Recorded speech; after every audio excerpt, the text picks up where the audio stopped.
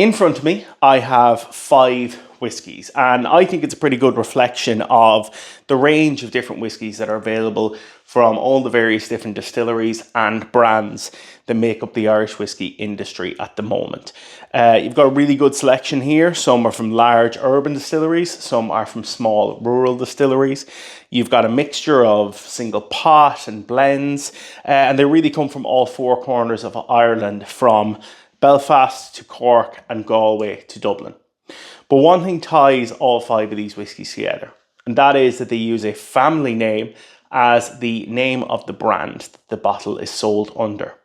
That might be immediately obvious with Mickle, but Mickle was in fact the name of a man, the great-great-great-grandfather of the brothers who distill in Connemara nowadays, and he was a real patriarch of the family's distilling tradition.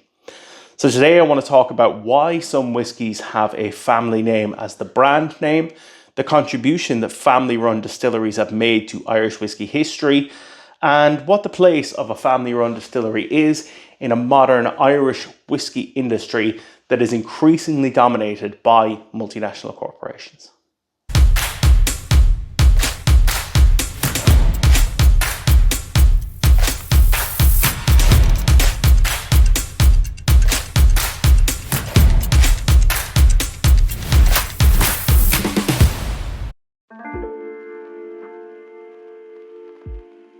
One of the things that made me most interested in researching family-run distilleries in Ireland was getting to know some of the team from Boann. Boann is a family-run distillery that's based in County Meath, just outside of Drogheda, and what people might know them best for are their pot still releases and their solstice releases, which are released every 6 months to coincide with the summer and the winter solstice.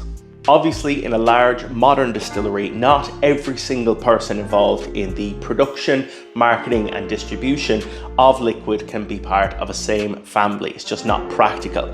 But with that being said, Boann is most definitely a family-run organisation, namely the Cooney family.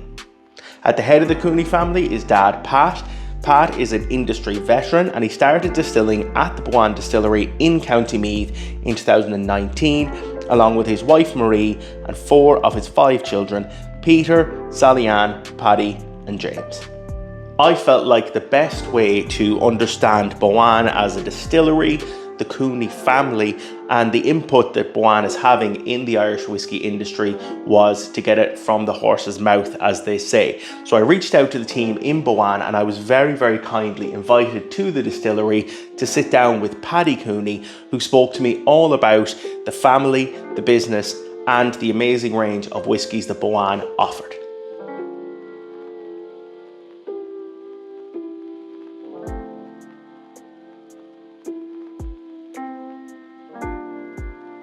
Thanks a million for chatting to me, Paddy. A pleasure. Appreciate you Looking taking the time. forward to it. Cheers. So I suppose first of all, just for people who mightn't be as aware of Boann, maybe talk us through how you got up to this point where in 2024 you had your own, your first releases of the core range that were distilled in-house. Yeah, so I suppose it's a bit of a long story. So my father sold his previous business that we all kind of worked in when we were growing up, and sold that in about 2014, and then we managed to come across this building here, which used to be a Toyota's flagship garage back in the day. And Pat always wanted to have a distillery, and we all thought that was a lovely idea, and we'd all be very much happy to get behind it. And so I suppose it was a long journey now, a couple of ups, plenty of downs, and it took a long time, but no, it's great to be here and actually have our own product, you know. So the inception was 10 years ago now, so it took that length of time to really get a product to market, you know. So it hasn't been easy, but it's been fun, it's been great, and it's something that we all love doing. Yeah, and it's great to see that you've been able to keep that vision and take your time and give it the 10 years, because I know some places, with the best will in the world, the pressure of needing to get something out the door just is what it is. Absolutely, yeah. So no, we detoured with a craft brewery at one point, and we learned a lot from that. We learned a lot from that. So we did get, when we sold that, and then we were really focusing on kind of brown spirits then, and we got very good at it through a lot of our failures in the past, you know. So that's probably the easiest way to say it, you know. The best way to learn, yeah. Yeah, the best way to learn, yeah. And I suppose, like one of the things that I'm really interested to talk to you about is, you know, we see in the whiskey industry nowadays, in the drinks industry, that a huge number of the big brands are owned by multinational companies, and that's just the nature of the industry. But what makes it so special, I suppose, that to you that Boan is a family company and that your family, the Coonies, is really embedded in the company and at all levels? Yeah, it's probably the most important thing about it, you know. I suppose the reason multinationals own all the distilleries is because distilleries cost a fortune. They're extremely hungry. You have to wait 10 years before you're really in the game. Like what we make today, we can't sell for 5, 6, 7 years. You're always constantly trying to keep the money going, keep everything funded, keep barrels in, keep grain, keep everything moving, you know. So it does bring its own challenges, you know. And then if you get through all those challenges, you're in a lucky position where you have to try and sell it. Yeah. So, which is nearly the hardest bit. So you think you've done the hard bit. Now we're actually only just starting the hard bit. So yeah, it does. But being a family business is important to us because I think you can see it in the whiskey as well. We've always worked together. We've always worked well together, and we knew that from our previous business. And you know, if we didn't work well together, we probably wouldn't be here today. Yeah. You know? Yeah. And you know, one of the things that makes us stand out is, like, I've been looking into the family-run distilleries, and there's not a huge amount of them now in Ireland. But one of the things that really struck me was that a lot of companies, if they were truly family-run the way that Boan is, that would kind of be their unique selling point, and they would just be like, oh, we'll just bang out liquid, and because we're family run, that'll be it. Whereas ye haven't just sat on that. You're very proud of it, but you're also doing a huge amount of really innovative stuff. Like, you've got the nanotechnology in your stills, you're working on the vintage mash bills with Fionnán O'Connor. So I suppose, what's that been like, or talk us through some of those kind of more... Yeah, it's true. Like, you know, obviously being a family business is definitely a USP, but ultimately it's nice, but ultimately it's all about the liquid, you know. Yeah. So every day it's all about the quality of the spirit, like, you know. Yeah. So between our nanotechnology, our sub-coolers, kind of every little decision that we made years ago now has really impacted the spirit. And, you know, the spirit's absolutely top notch, you know. It's super clean for its age, it's super young, it's super rich, super decadent. I think it has its own sort of DNA. It has that super big mouthfeel from the raw barley. It has that really long finish at the end. It's big boy whiskey, and that's kind of what myself and the brothers like anyway, you know, so. Yeah, and is that, you know, do you think that, like, that being a family-run business, do you think that allows you to do more of those kind of projects? Like, if someone like Fionnán comes in with what it's, at the time when he suggested it, was probably seemed like a bit of a madcap idea. Absolutely, but, you know, it was one of those things. Fionnán had the knowledge and we had the kit. And so we were like, so Fionnán, you want us to close the distillery down for 1 month to distill all these mash bills? Bizarre mash bills. And he was like, yeah. And we were like, okay, all right, let's do it. And that was a turning point for Boan as well, you know. Really learned a lot working with Fionnán. And I think everyone learned a lot from that whole project, because we tasted everything from new make, and we've a lot of control here. It's a fully automated system. We can really replicate everything like for like all the time, and that's why Fionnán really wanted to use this distillery, because he could scientifically go through each recipe and see the nuances and the sort of differences from the inclusion of other grains and everything like that. And we all sat up in the boardroom there with white spirit everywhere, no colour in anything, and the difference in flavour was unbelievable, you know. And that was kind of a light bulb moment. We were like, Jesus, there's something really important here, you know. So then we changed our own mash bill for that as well. We started to include 3% oats and 2% rye, just to kind of max out the adjuncts for the technical file. And we've obviously done a lot of non-GI compliant stuff that we're all licking our lips, waiting to come for age and waiting for the technical file to change so we can call it single pot still, you know. And yeah, it's very unique. It's something that hasn't really been done before, and the flavors are unbelievable, like, you know. So if you like your big, thick, oily, rich whiskey, this is the spot for you, you know. Yeah, I kind of I've tasted a good few of the mash bills.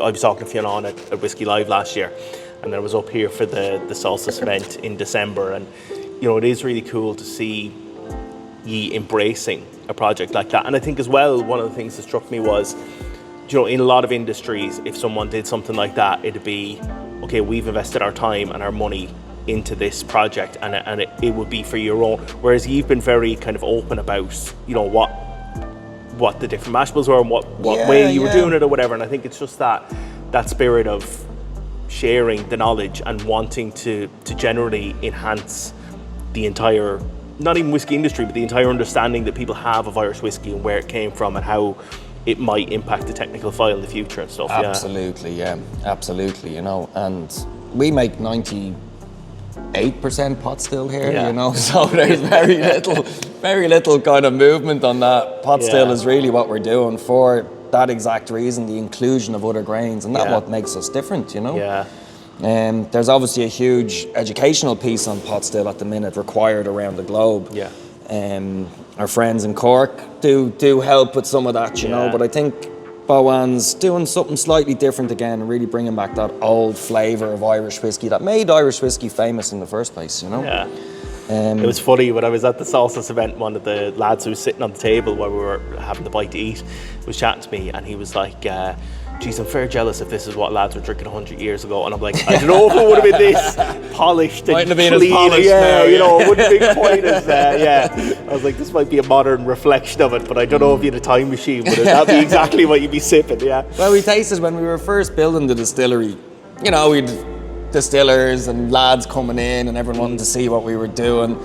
And a couple of our friends kind of brought us some of the 50s pot still, with like a cling film on the bottle and, really old stuff. And it really is a treat, it's different than what it is now, And kind of trying to have an ode back to that as well. And it's just something we're really happy with, the direction that we've kind of taken in the distillery, and a lot of it spawned from, Fiona and other grains, and we already spec'd out the distillery for pot stills. We have our mash conversion vessel, so we can process all types of grains, rye, anything we want really, So we have a perfect distillery for making pot still, And we've extra bits of equipment, We've obviously got our nanotechnology. We've our sub coolers, which take the spirit off at about 8 degrees, as opposed to in Scotch they take it off at about 20 degrees. So they're glycol controlled sub coolers. That kind of locks in a lot of the esters and keeps everything a little less volatile before going into cask. So everything we decided all those years ago was all about quality. That's really everything we did. And like another thing that strikes me about Boan is that, you're a family-run business, but you're also kind of a multi-generational family-run business. So obviously, your dad, I presume it has the final call on everything. He runs the business. Yeah.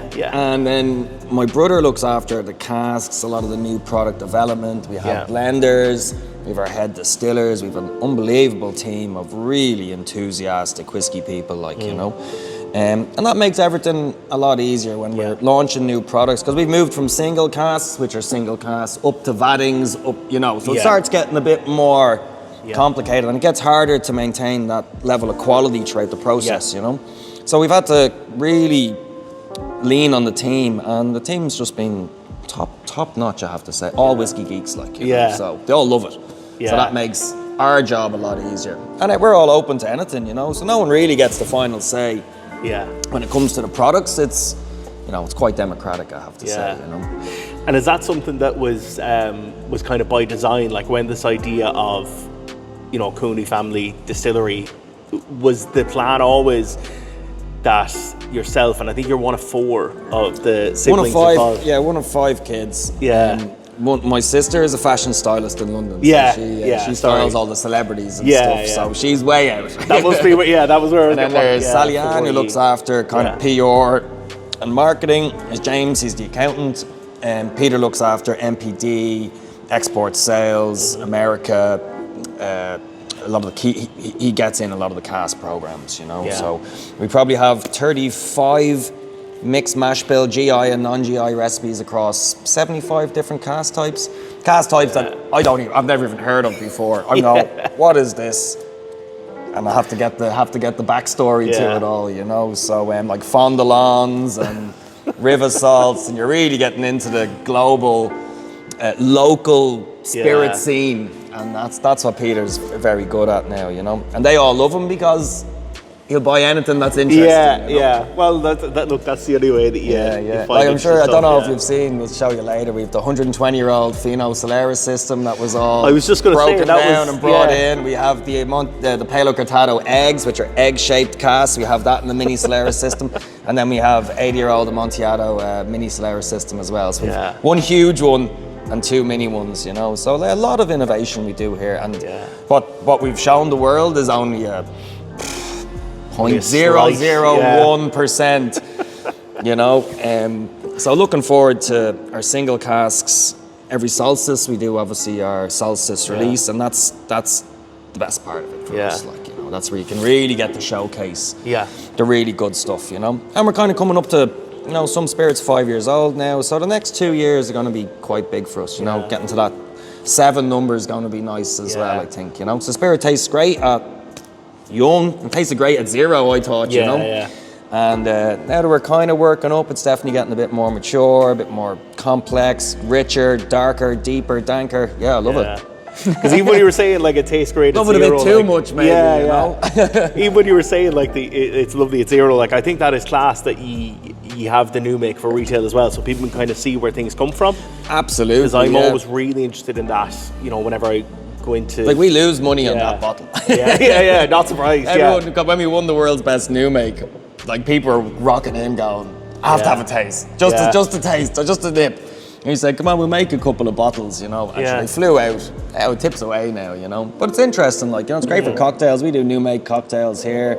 Get a lot of apples off it. It's real fresh, real clean. It's good, you know. And that's the thing, you know, if you're making really good spirit, you don't need the time and wood to mellow it out, you know. You're just looking to pick up on those flavors and just make as big a banging possible whiskey as possible. Not always easy, you know. You get some dud casks, you get some, you know, overactive casks, you know, and then trying to figure it out. Like the last one we did, the last solstice one we did, which was the one you were at there. The Olorosa, the fully matured Olorosa, you know, that was gorgeous. Yeah, but that had guacol in it, like where they overfired the cask, which creates that guacol element. So you get that touch of sort of campfire smoke at the back as well, with no peated distillate or no peated casks, you know. So it's great. Looking forward to the next one now, the next solstice, you know, because they're gone, and that one sold out in half an hour, you know. Even like we were at the event, which was, I suppose, technically speaking, like a launch event. See, we did it a bit. I was getting married on the 23rd. We usually do the 21st. And I think the way it fell, so it was the 19th, if I'm correct, this time around. I think it was the 19th. It's the first time we haven't done it on the exact day, but it means I can get the product out earlier. It was one of the learnings from last time. People weren't getting their stock till January, and kind of wanted everyone to have it for Christmas, you know. And everyone wanted to have it for Christmas as well. So. Well, the relatives were over. And, it's good to have something to throw a glass in somebody's hand. You know, because I was going to ask you about the solstice events. Actually, I think it's really cool, like that. You know, you have an event like that where the community and I don't know. For me personally, I don't really think of people as fans of just, you know, I'll be like, oh, I'm a fan of Boan stuff, but it's like, it's not so much a fan relationship as it's a kind of a community that comes together around the spirit and that kind of stuff. And just the way that you're able to engage with, you know, the people that really appreciate what you do, and the fact that like the whole family was here, Alex was here, a bunch of the other lads from the distilling team, and you know, just to have that environment of having people around, and it did feel like a real kind of intimate event. Absolutely, like, and everyone's on it, like, you know, and we're lucky to have a great big building like this, you know. Fabulous so it's quite a great venue. Now we are, you know, we will be building a kitchen and a VIP dining area, or a VIP whiskey room and a cocktail bar, and so there's lots more coming, you know. I'm looking forward to that because the food at the solstice event was amazing. So that's why we just do the solstice, because we don't have a kitchen on site. So we're limited, but we do try and put on a really good show. But the solstice, they're kind of like a Harry Potter Harry Potter, big long dining table, everyone drinking whiskies matched with chocolates and dates and all the local ingredients. So yeah, no, it works well for us, like, you know. And we're all about local. Everything we do is kind of local, and we're really trying to root ourselves in here, you know. My parents live in the Hill of Tara. I love my ancient civilizations. We love Newgrange. We love the area. You know? And just want to. And this is a great addition for the area as well, the distillery, you know. Yeah, so once we kind of finish the last phase of the project, I think it's going to be a pretty cool destination for whiskey people, you know. No, it is. It's great, and it's great to have something like that where, you know, because I always, you know, when I first kind of got into whiskey, and people were like, "Oh, you should go on some distillery tours," and I was like, "But that's just the factory where it's made." You know, it's like, you know, I like playing video games, but I'm not going to go to the factory and make PlayStations. You know, but it's a totally different experience it's like, you know, it's a real kind of, you know, it's about coming together and people getting to see the work and the care and attention that goes into it. And, you know, you kind of mentioned it a minute ago, like there's a lot of people in the distilling team, obviously, and you know, is that something that you're very aware of when you bring somebody new into the distilling team, maybe that they share that vision of what you want? 100%. You know, because you're very international, eclectic. We've Argentinian, we've French, we've Italian, we've Russian, American, Pennsylvania, we've Irish. So there's 7 or 8 nationalities. So we've 12 distillers, 7 or 8 nationalities. Some are in quality, some are in distilling, but we all get them up to go to the shows as well. So we really kind of optimize our team. Because we want people. We want people to hear from the team, like, you know, not just me or the family. You know, we kind of want everyone to. And when you're dealing in the world, there's no point in one person going here and there. So we had lads in Amsterdam there. We've lads in UK. Gary was just back from Boston. Gary goes over there. He's a fabulous palate, so he goes over there and gives these epic tastings. So they're distillers because they have a fully automated system. So a little bit of leeway and be able to use their time a bit better, you know. But spreading the gospel is a big part of the job requirement, you know. So and that is important, you know. But you know when people are interested in whiskey or not, you know. There's a fine line, you know. There's a rabbit hole, and if you're halfway down it, you're not coming back out anytime soon. So I think that's the only way to do it as well, you know, because you can tell someone that something is fabulous, but at the end of the day, the only way to get someone to buy in is to put a glass in their hand and have something poured and let them taste it for themselves and let them experience it and kind of see what you're all about and stuff. Absolutely. No, that's brilliant. And bringing pot still back. That's the big thing, like, you know, pot still's nearly not forgotten, but should be bigger and should be more loved, you know. And I think just my personal opinion that if the technical file is able to be is changed in the next little while to let lads do a bit more and let lads be a bit freer, because I think that's one of the challenges at the minute is that, I mean, there's a lot you can do with pot still now, but there would be a huge amount more if be massive. The adjunct we've done, you know, 30% oats, makes a huge difference. Like it's like a different product. You know what I mean? It's and that's the thing. Like Scotch is very narrow. Malt, smoky, not smoky, more smoky, less smoky. You know, bit rough, not so rough. You know, that's it. We've got chestnut casks. You know, we just have we can do different woods. We can have other grains and raw barley.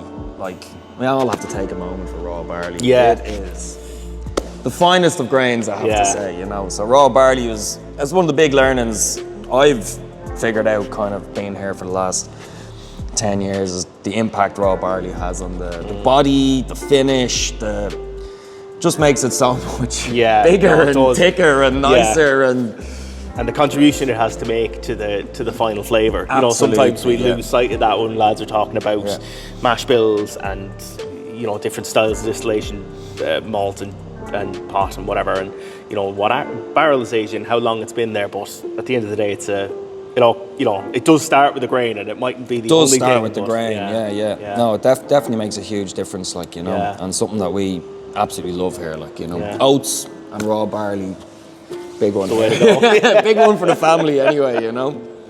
Well, thanks a million, Paddy. Appreciate you taking time to tell me. Just before I go, I suppose, is there any hints you can drop maybe about stuff that might be coming in the next year or two, as you mentioned, Good for question. Boan? Because, Good question. you know, we only got these just barely over 6 months ago now. And That's it. So they were June 21st. Yeah. And then we got the Solstice, the Oloroso there, which I thought was the best one we've done so far. Bar the original OG Solstice in the little bottle. That's probably my favourite of all of them, you know. We have been talking about it, nothing set in stone. Obviously, this is going to be our core range. Yeah. When we put a black label on it, like we did for the Solstice, that's our cast strength variant. So white label for 46, black label for cast strength.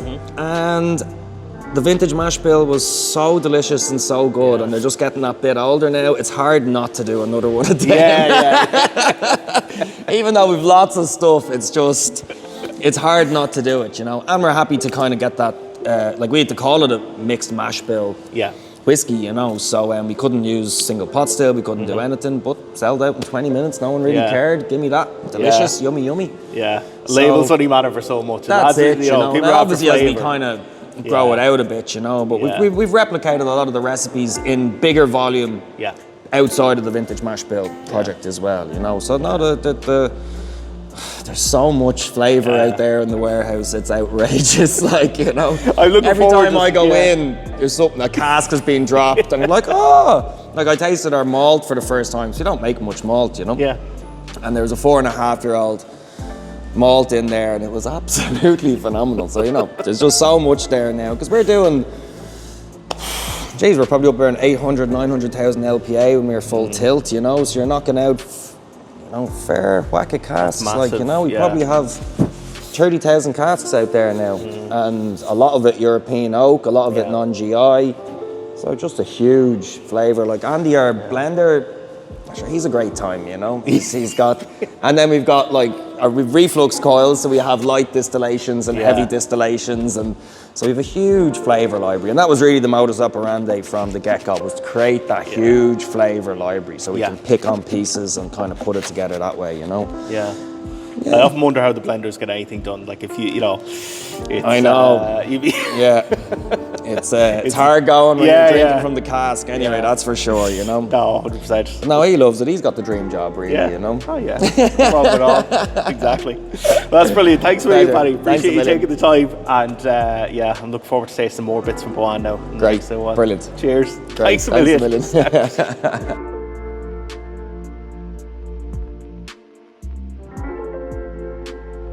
For me, Boan might be the best representation of what a modern, family-run Irish whiskey distillery looks like. They have a genuinely family-run ethos at the base of the business, and they're using the creativity and the flexibility that provides them to allow them to do some really cool and innovative things in the pot still whiskey space. With that being said, Boan are different from historical family-run Irish distilleries in a number of really important ways. So now that I understood how modern family-run distilleries impact on the Irish whiskey industry, I wanted to take a look at where the idea of a family-run business in the whiskey industry came from, how they influenced the history of Irish whiskey, and how we got to the point we are at with the modern Irish whiskey scene.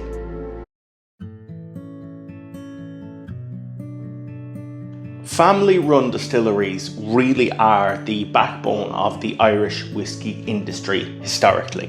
When licenses first began being issued for illegal distillation in Ireland, many of the brands that would go on to become household names started off as small family-run businesses that then grew over time.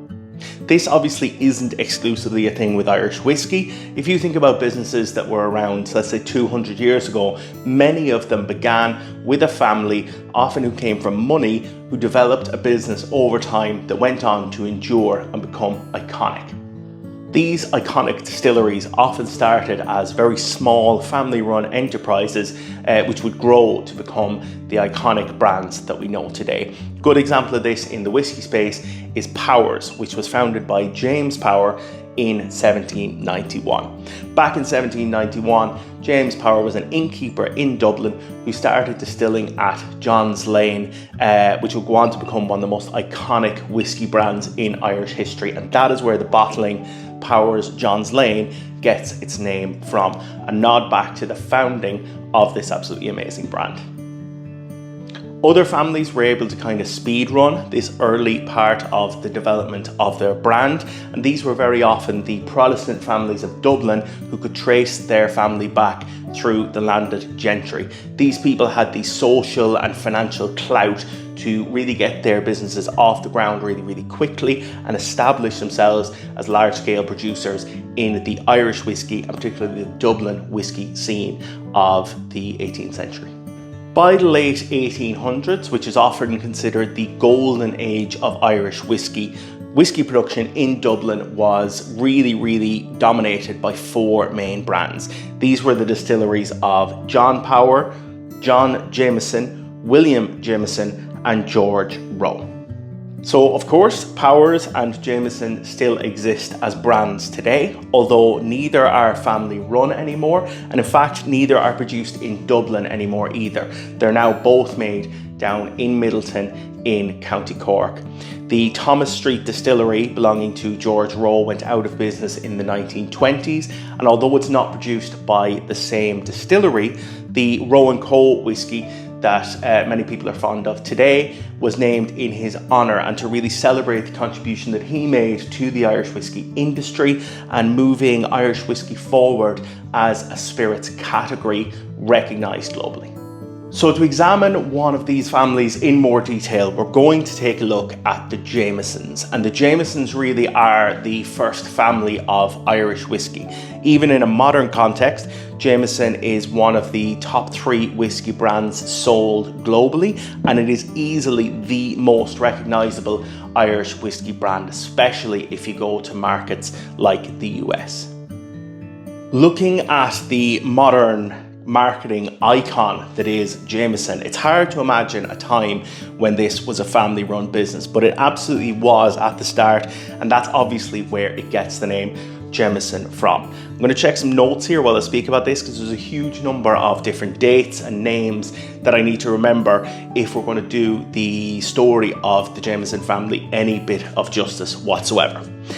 So, in 1780, John Jameson began distilling in Dublin. He had actually been born in 1740 in Scotland, but he relocated to Dublin about 10 years before he started distilling his whiskey in Dublin. The original Jameson whiskey distillery was based in Bow Street in Dublin. Although the whiskey isn't distilled there anymore, there is still a really amazing kind of tourist attraction and visitor experience there that I think is really worth a visit for anyone who's a fan of Jameson and wants to know more about the history of the business. And although it was John Jameson who founded the distillery, it was arguably his son, John Jameson II, who kind of turned the distillery into the powerhouse that it became, and it remains to this day. So he took the reins in 1804, and he ran the distillery for over 45 years, a period that saw massive change in the distillery and in how the brand would develop. In 1851, the distillery came under the control of John Jameson III, and he was a really well-respected member of the kind of Dublin high society. He was a justice of the peace and a high sheriff, and obviously the Jameson family at this point had become a really well-established and very influential and very rich family in Dublin at the time.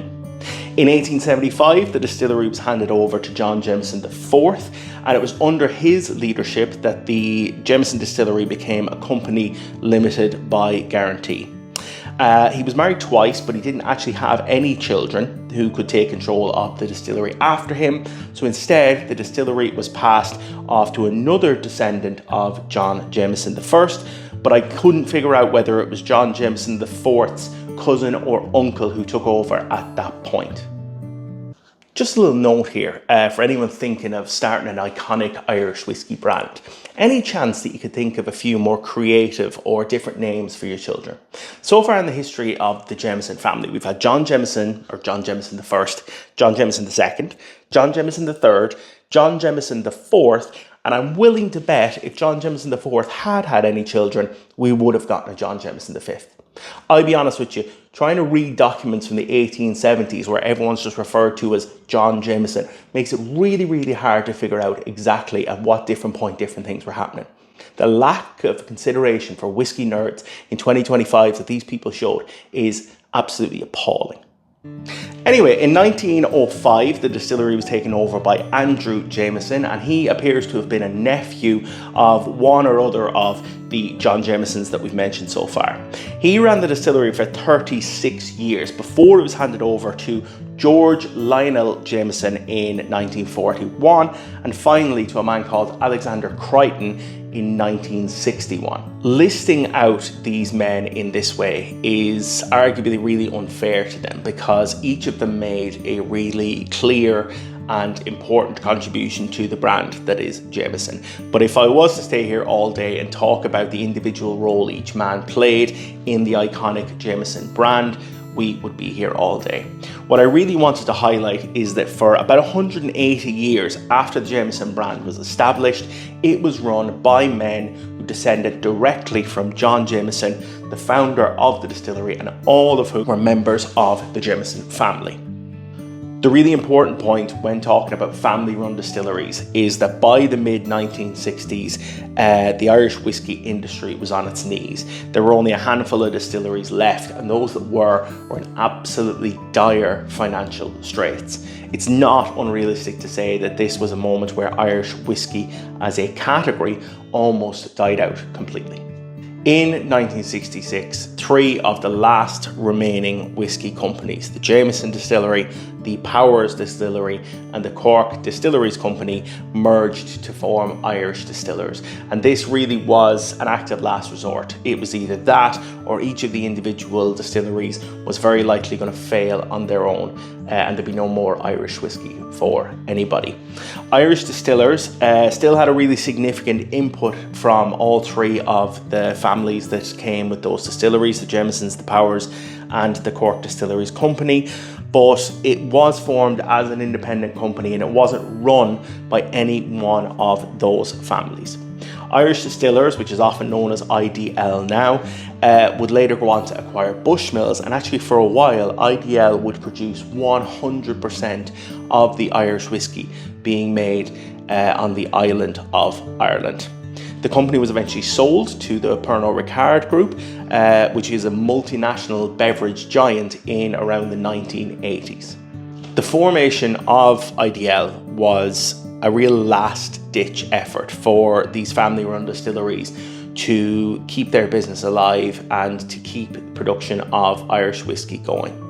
But it really occurs to me anytime I think about the story of IDL, of how difficult it must have been for those families who owned distilleries that have been run for 150, 200 years to hand over that level of control to a company that they wouldn't have overall or kind of final say in anymore. This is especially true for Powers and for the Cork Distilling Company because it was decided early on in the process that Jameson was going to be the brand that got a lot of the kind of financial backing and a lot of the marketing weight.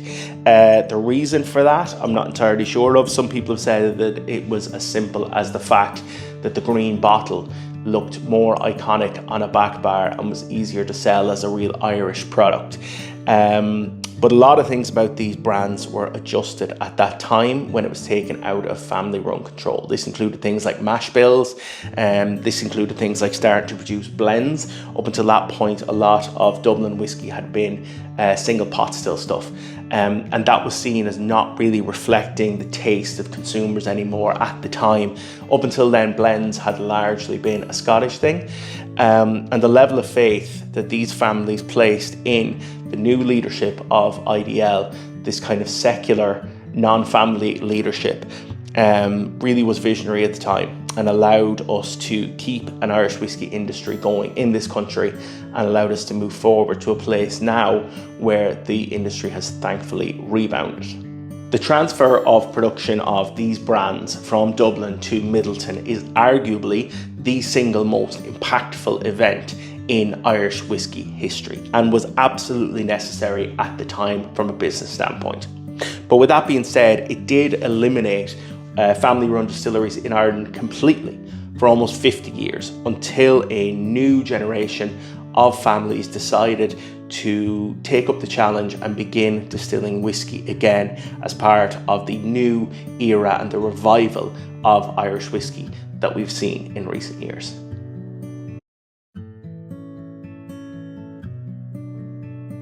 My visit to Boan taught me a lot about family-run distilleries, but it did make me realise that a distillery that operates at that kind of scale of output and the size of the team mightn't be reflective of all of the family-run distilleries that are still operational in Ireland at the minute.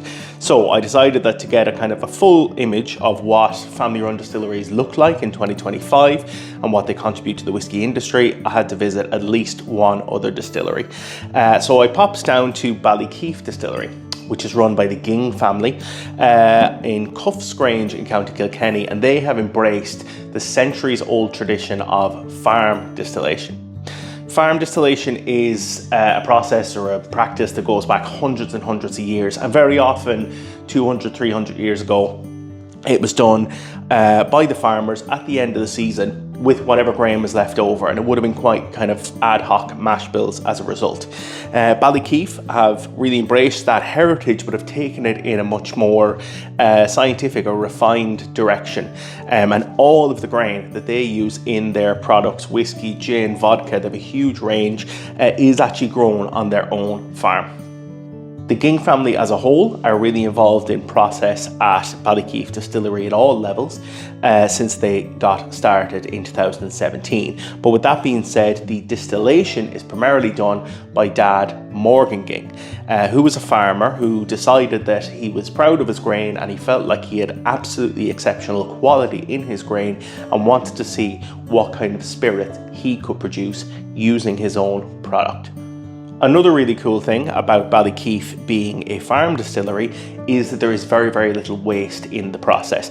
The grain is grown on site, the distillation is done in the distillery, which is in an old farm building, which has been converted into a beautiful distillery. And then things like the spent grains can be used to feed cattle on the farm.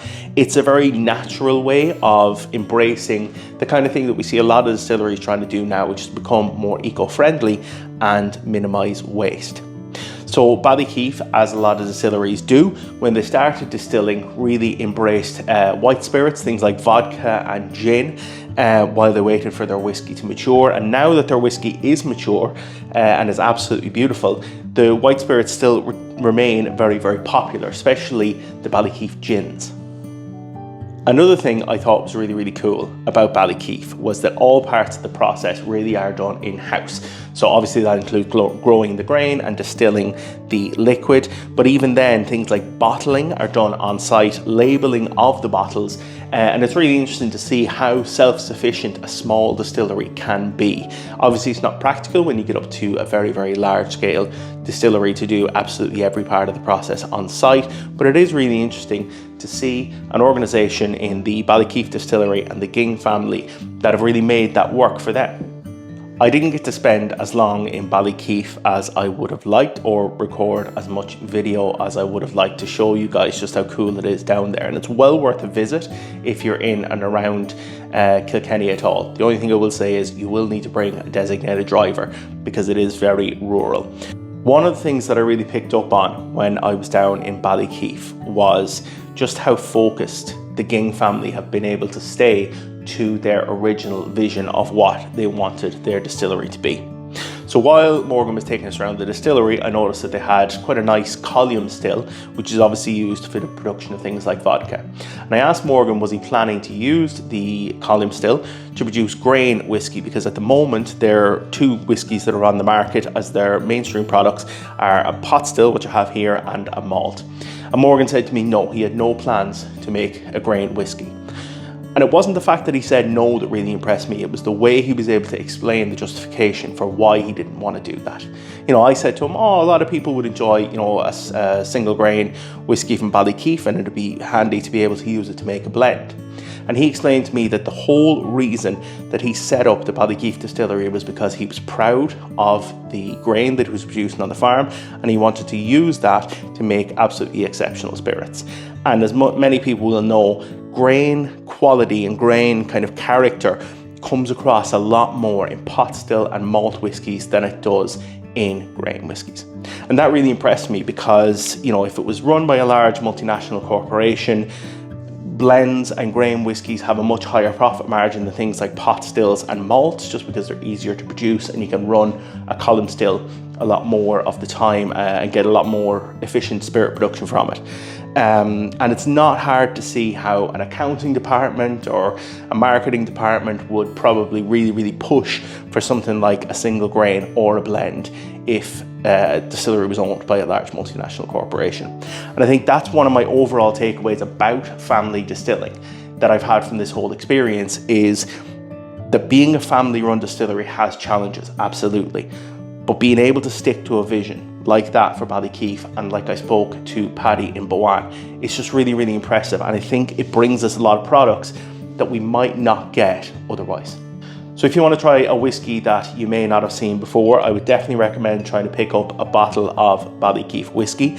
And the other product I got when I was down there was their spiced moonshine. I asked Morgan exactly what that was, and he said that basically they make the white spirit and they make a kind of a syrup of botanicals and mix those two things together. But it's absolutely fabulous and really good in cocktails. So if you're looking for something unique and different to make cocktails with, can't recommend the spiced moonshine enough.